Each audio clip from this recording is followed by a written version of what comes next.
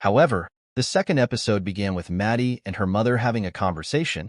Ellen was having a conversation with Maddie, which introduced us to a highly intelligent and successful man named Stephen Holstrom, who was the founder of the company Logarithm and was also Pope's best friend until he died. He talked about the true breakthrough coming when they create an artificial intelligence that can not only think but also feels, which is a UI and not an AI. An uploaded intelligence. Although Stephen Holstrom was dead, his words lived forever. As the conversation went on, Ellen explained to Maddie that her father, David, chose to get uploaded since he had only 4 weeks to live. During the upload, the scan went well, but the neural grid collapsed, which caused David's death. Dr. Waxman handed over David's brain pattern to Ellen, but out of anger, Ellen smashed the remaining of David, as it was never going to be like the real David.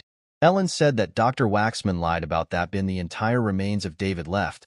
She claimed that they must have left some of David's upload data and used it for research. And the message they got earlier from an unknown man must have been from a twisted test logarithm was constructing on David's brain. This made Maddie say the message they got from the unknown man must have been from David. But Ellen said that it cannot be David, for if it was David, he would have reached out years ago. This made Maddie cry, which then Ellen promised that Logarithm must pay for making use of David. The next scene, in Caspian's school, Caspian and Hannah, one of Caspian's classmates, were assigned a group play project, which they both suggested to go to Caspian's house the next day for practice. During their conversation, Caspian got a message from Maddie on the dark web, asking who he sent the conversation they both had together to. He also asked Maddie if she was responsible for the DDoS attack that hit Logarithm, as it took them down for about 20 seconds, which seems impossible. She also told Caspian that someone contacted her saying he was going to bring her father David back to her. As the conversation went on, Cody contacted Maddie from a local server telling her to stop talking to Caspian on the dark web because he was being watched. He asked Maddie to meet him at a mall the next day, saying he was the only one who could help her now. In the other hand, Pope was currently been updated on the statistic of their second research, which was Project Caspian. A message was delivered to Pope reporting that Caspian has started making research on uploaded intelligence after contacting David's Kim's daughter, Maddie.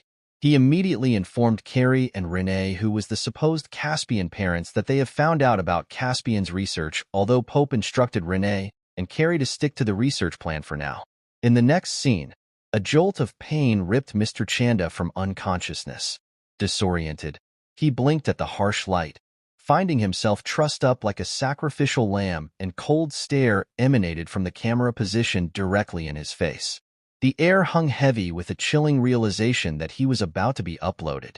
Mr. Precis, a man responsible for the whole kidnap process, at that moment mentioned that Chanda has betrayed him, as he has talked about the application of UI in the meeting. Mr. Chanda tried to convince him, saying it was only a meeting and he was never trying to take the job.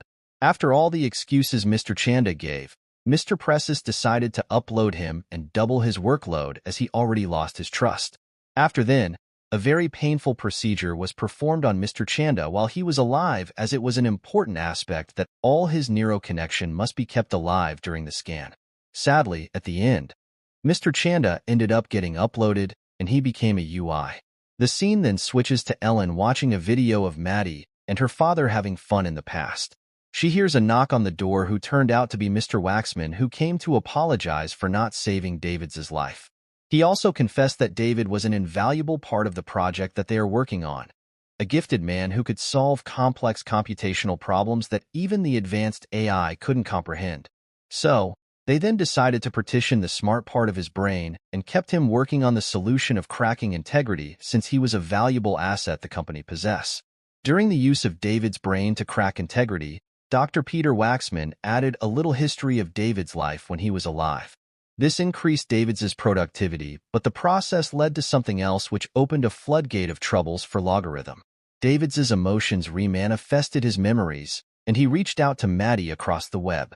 Mr. Waxman promised to fix David's partial upload and get him to become a fully uploaded UI.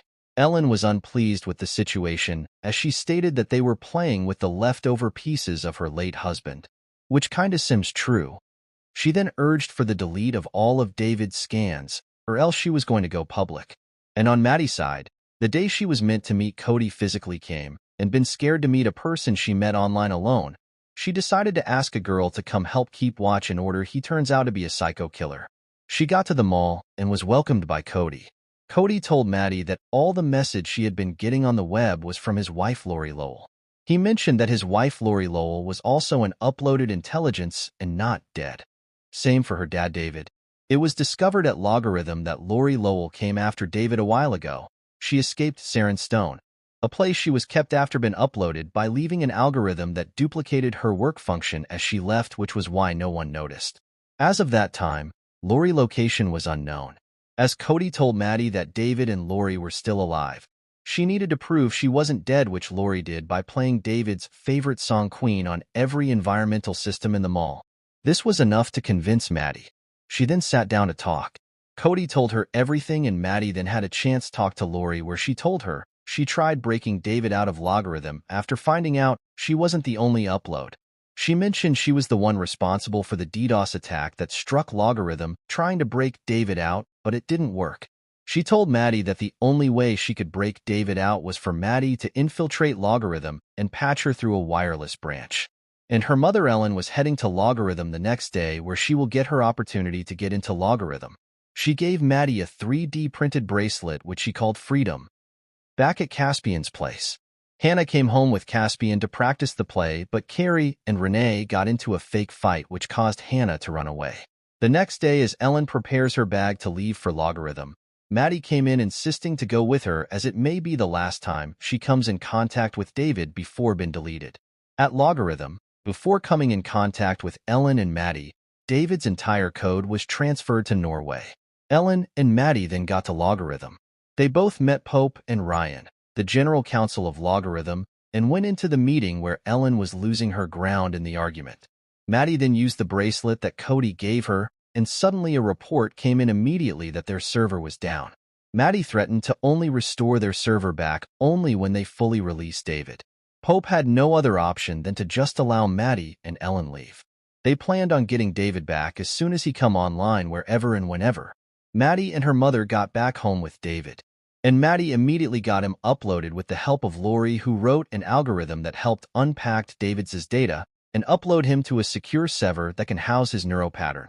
Finally, at the end of the upload, Maddie got a call from David with his first word to Maddie been, "Hey kiddo," a common phrase he calls her, and they both played their favorite game, Reign of Winter. Subscribe as we cover what happens next to Mr. Chanda and Maddie in our next episode.